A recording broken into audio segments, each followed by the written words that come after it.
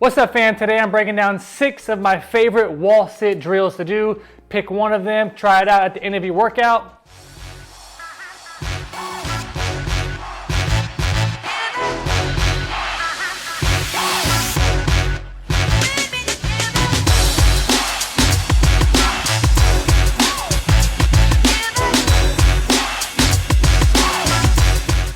What's up, guys? It's Kevin Andres, owner of K-Square Fitness. This is the YouTube channel that gives you all the movement tips, gives you different exercises to try so that you can become a better athlete. So if you're new to this channel, make sure to subscribe, like this video, and comment below on which exercise is your favorite today.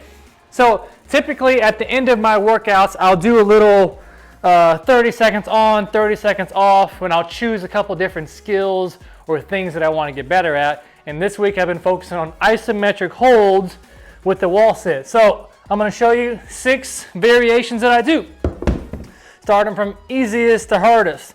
First thing, break down the wall sit. Remember, we always want to try to smush our lower back into the wall, so not getting here, but pushing into the wall and then trying to get it at 90 degrees. 30 seconds on, 30 seconds off. This would be variation number 1.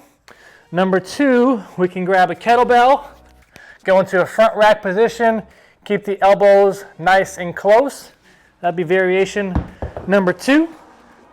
Number 3, gradually getting harder, we'll go into a double front rack position right down here.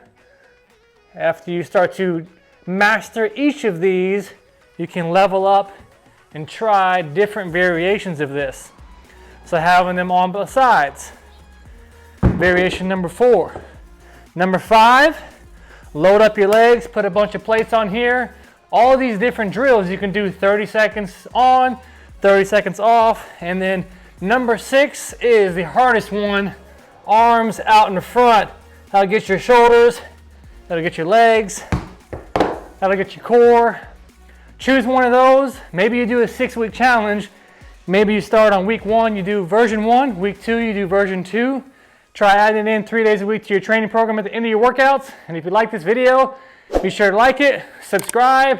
If you want more sweet workouts, check out ksquarefitness.com, and we'll see you in the next one.